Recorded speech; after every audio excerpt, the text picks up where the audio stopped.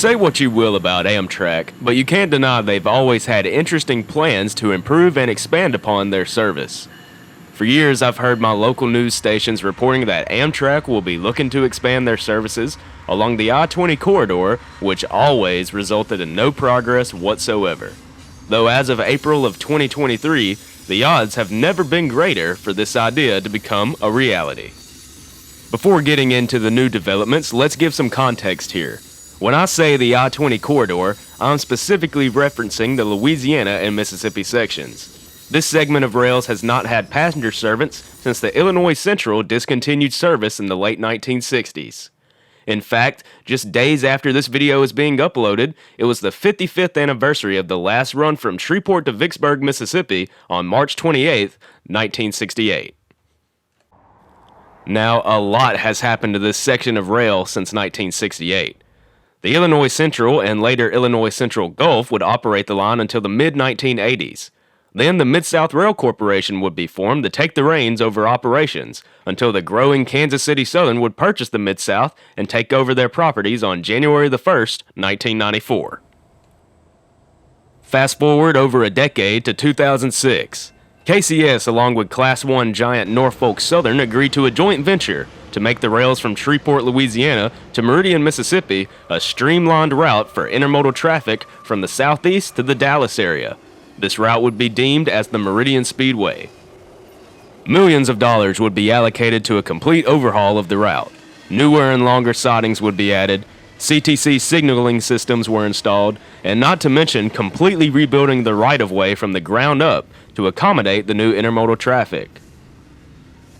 In March of 2023, the Surface Transportation Board would approve of the proposed merger between the Canadian Pacific Railway and the KCS, and by April 14th, these rails will be classified as CPKC trackage.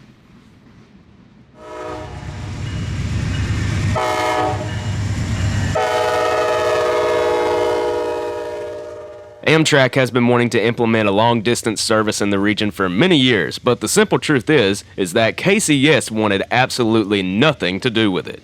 That will all change with this upcoming merger, though. CP and Amtrak have had a strong relationship in recent years. While all of the other Class 1s openly opposed the formation of CPKC, Amtrak was on the supportive side because CP has openly admitted to being open for new Amtrak services.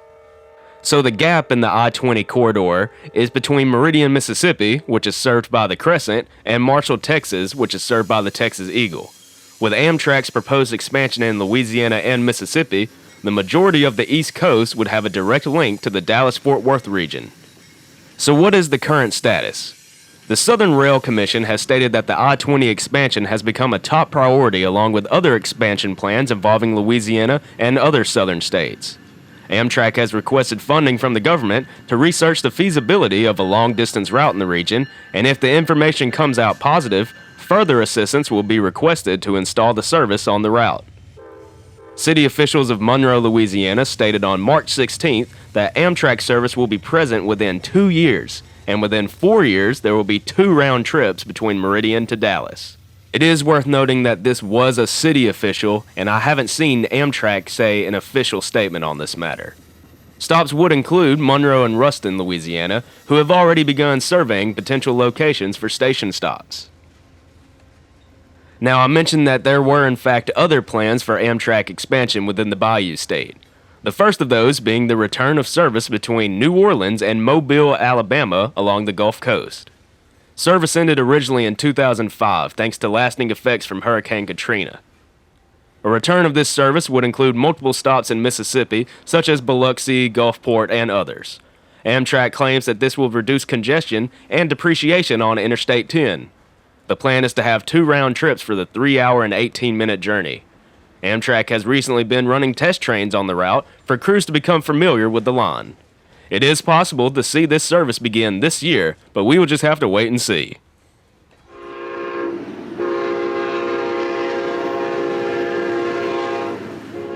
The other proposed service is a connection from New Orleans to the state capital of Baton Rouge. Amtrak would want to make this a commuter service, which would be the first of its kind in the Southeast. But as of now, Canadian Pacific has only agreed for a single round trip a day, which obviously is not enough to be classified as commuter service.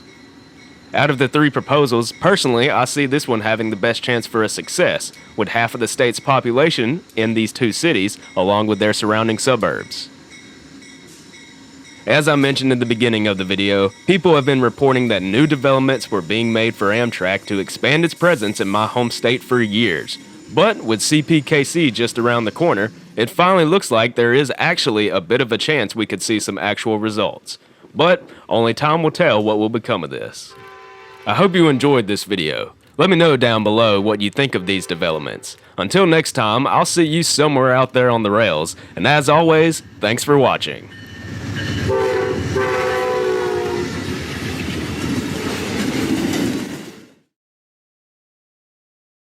We are experiencing the final days of the Kansas City Southern.